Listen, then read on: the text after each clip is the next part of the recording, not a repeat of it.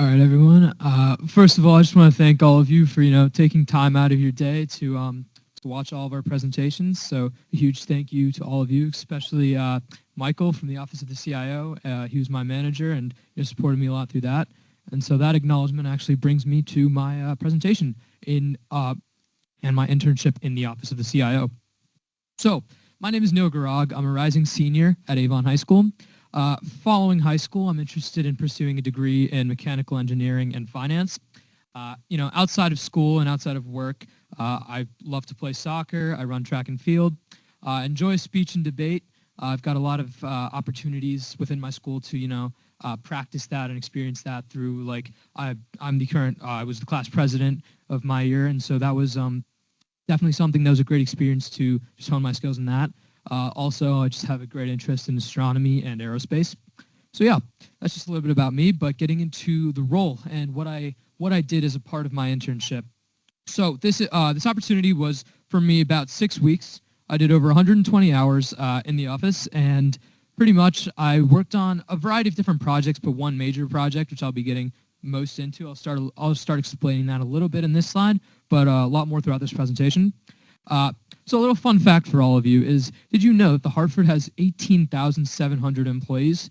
But the interesting thing about that is most of them aren't even the Hartford employees. Most of them actually come from vendors like different companies like Cognizant, Infosys, Accenture, etc. So those companies, pretty much they send their workers to come work for the Hartford. And my team, which was the sourcing team in the Office of the CIO, managed our relationship with those vendors, figured out, who's working where, how many hours they're working, and what they're doing.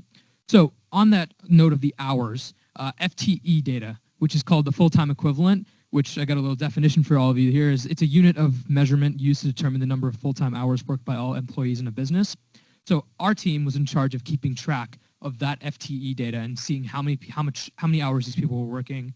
So at the Hartford, one FTE is 40 hours a week, right? So I know as interns, a lot of us do 20 hours a week, or it's varied, but so that's kind of the standard. So we pretty much do half of an FTE is what it would be. So my work heavily revolved around just managing the FTEs and processing that information as it came in from our various vendors. So some goals I had coming into this internship. Primarily, I just wanted to gain a good understanding of the professional work environment. That's always valuable information to have, no matter where I'm going to be in the future and in college and beyond. Obviously, just how to act, how to collaborate. Always good to know. I also was interested in learning more about IT, which is going to be helpful. Even though I want to be an engineer, IT is everywhere. So learning it is definitely not going to hurt, and finance is also what I'm interested in. So, through a lot of different opportunities, through, working with Josh Lemire, who I'll mention a little later, but I was able to understand the HIMCO side of things and the finance side of things associated with the Hartford. Also, just kind of technically enhancing my skills in M365 definitely isn't going to hurt. In school we don't get a lot of experience with M365, so this was critical to learning it. Also just kind of getting better in communication, leadership, teamwork, just kind of soft skills that are important for life, pretty much. So getting into some of the accomplishments I had throughout this internship. So primarily, like I was telling you all about, the FTE data storage and processing was my biggest task. So I'll show you guys a demonstration of that first, but pretty much what I did to it was I was able to create a degree of automation to the FTE data analysis process, which didn't exist before. And before I was able to build in that automation, it was a very manual process. A poor developer would have to go through thousands of rows of just data, and it's not good looking data. I'll show you a picture later. So it's just rough to go through, and so they would have to find errors, and it would just be an overall just a tedious process that it's just a waste of resources, waste of money, waste of time. So through the automation I was able to build in, it made it a lot easier. And I was also able to reap some of those benefits, right? Because I was able to learn how to use Excel and a lot of different new learning in Excel, such as formulas. I learned about macros, pivot tables, charts in general. So those were all really just instrumental. And then aside from that, I was also able to create the files for May and June. So these are monthly files that come in. So, I was able to generate it for the team. So that's definitely going to be helpful. And now every month as they come in, it's going to be a very easy process. It's as simple as a copy paste now. So That's definitely going to be something that'll be helpful. And aside from that, I was also I'm proud to be able to say that I pretty much self-taught myself Excel. The team was always there to support me whenever I had any issues, but it was kind of just I used a lot of different resources like ITU, Copilot. I know we were talking about a lot, Google, and just kind of just using my resources to figure out different ways to do different things in Excel. So outside of the FTE data, I was also able to help create the data catalog, which basically is a catalog that analyzes the different data points that the office of the CIO, and specifically the sourcing team in it, tracks. So pretty much how we started was I submitted various different proposals for how we could possibly, document all of this data, because we needed to find the best way to do it. And then once we decided on it, I helped create it and worked with my team, worked with my manager to get that done. And then most recently, I was also given the opportunity to help beta test the new ITU. And so that was a great opportunity. I got to work with a lot of the developers on that, and give them feedback about what I think would be best for the new generation for ITU. So this is the ugly FTE data I was telling you, I alluded to before. So, it isn't pretty. You've got a lot of information, and it's pretty difficult to look at. So a developer would have to literally go row by row and just analyze and find errors and stuff like that. And there's thousands of rows. So it's a terrible process. But these are the checks that I kind of built in. So I won't explain all of them to you because, we don't have all day. So I'll explain the one in green right there, right? So basically what that does is it combines, if you look at the role column, the location column, and the technology and level column, it combines the information from those three columns. And if you look at the rate card role column, it combines all three to create a rate card role. So the company gives us a rate card role already, and then we also generate it using those three columns. So if they match, it'll display a match. If they don't, which is not good, then it'll give that little red box thing that we're seeing on the far right. So pretty much I created these checks. There's obviously all of them do different things, but this is good data we're seeing here, but sometimes the data is not good and we'll see a lot of red. And so, hopefully, so this process just makes it really easy. So, it's literally in red. So if you want to catch an error right there, it's easy. So yeah, that was a big part of kind of what I was able to do. And so that's an example of the code that I was working with that I created using, ITU and online resources to that's the column G1, which combines those two respective columns. So learning that in Excel was definitely something that's very helpful. I also got to work with pivot tables a lot and do a lot of data analysis. So this is a pivot table which analyzes different parts of data. It's onshore and offshore data by vendor. But you could really make these pivot tables for anything. And I mean, we did. We made pivot tables for which vendor's making the most mistakes, what types of mistakes are they making, why is it happening, so that we can hold the vendors accountable. And then we can, email them back, be like, oh, okay, this is what's happening. Let's try and avoid it. So stuff like that. So pivot tables were definitely something that were just great learning and, very helpful. So this is an example of the template. And what I was alluding to when I meant it's as easy as a copy and paste. So that the developer would just copy and paste the new data in there. Checks would run themselves. But still, copy and paste is still a step that, why do it at all, right? If we can automate it. So as I was just leaving the department, as my time here was concluding, we were able to actually set up a meeting with people run Power Apps for the Hartford. And so we're working with them to kind of create a degree of automation where if we receive an email from a vendor, that data that they attach to that email immediately just gets into that template so that we don't have to do anything. We don't even have to look at the data, but it'll already run itself. And so that's the ideal scenario, right? If we just have total automation. So that's the goal, and that's what we're looking for. Well, that's what we're looking to for the future. Aside from that, I was also able to consolidate different SharePoints to help organization within the office of the CIO, because prior to this, there was no huge place where we kind of just stored all of the data. So right here, you can see the two different files. I was working with the FTE files and the resource metric files.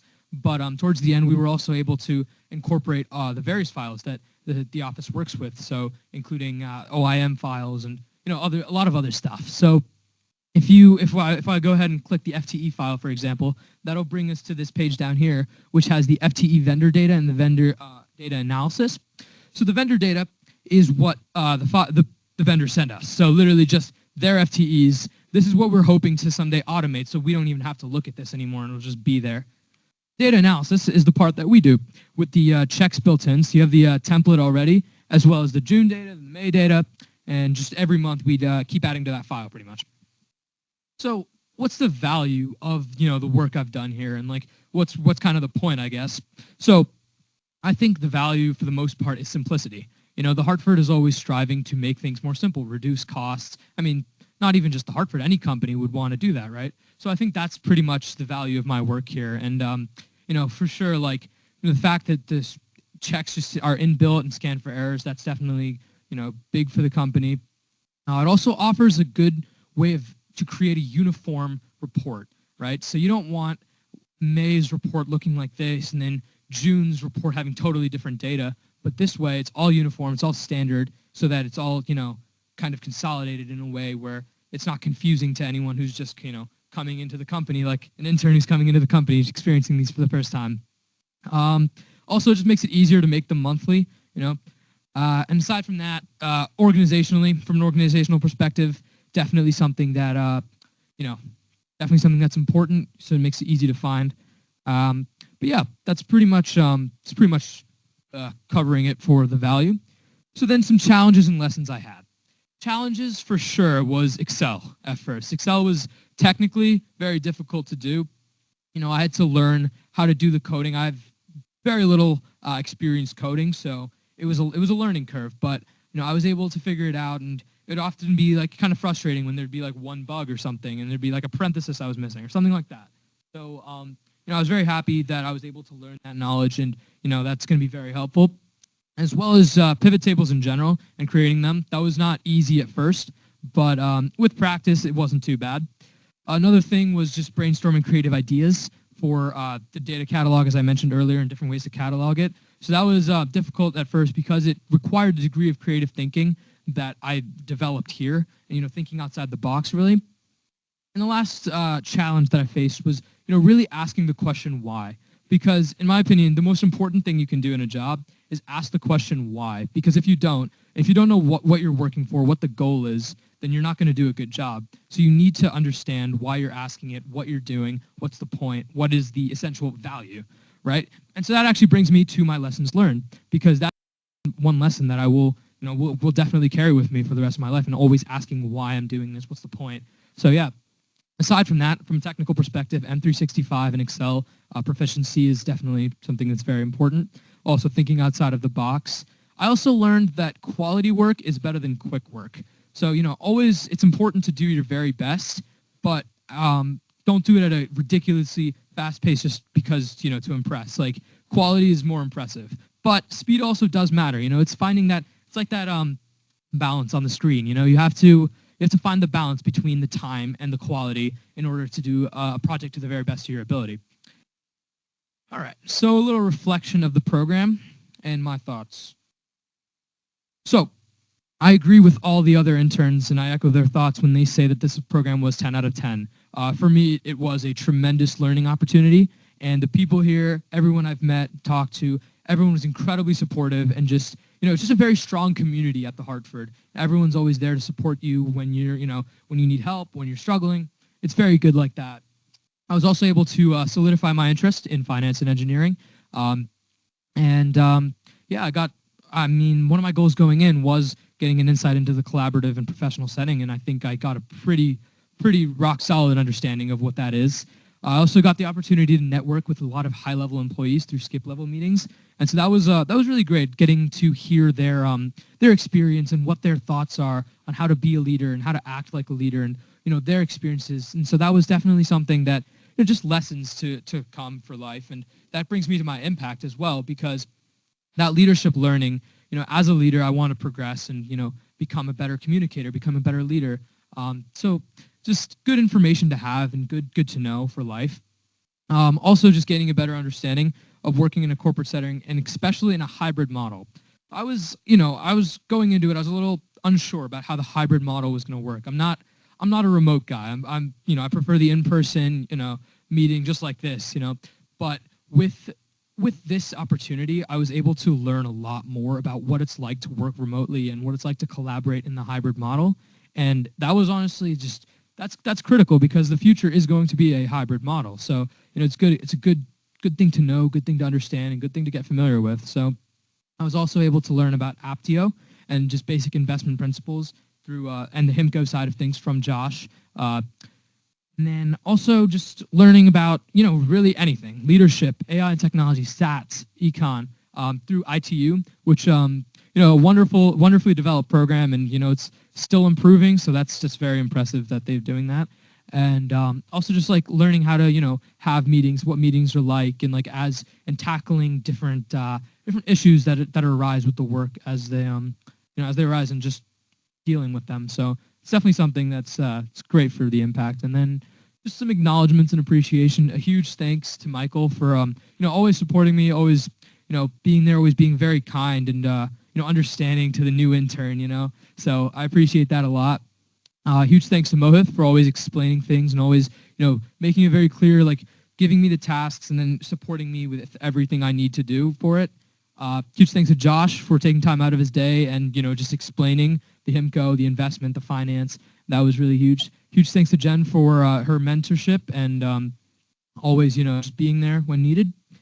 Huge thanks to Amari and Angelica for, their support and selecting me in the first place, and, always kind of helping me out when needed. Huge thanks to Sundar, who's the head of my department, and as well as he delivered a skip level to us as well. So huge thanks to him, and his experiences were definitely something that were remarkable for me. And just a huge thanks to the Hartford in general for having this program, giving us this opportunity to learn more about it, because I know a lot of people don't have this opportunity. So very thankful for that. So yeah, thank you all. Any questions?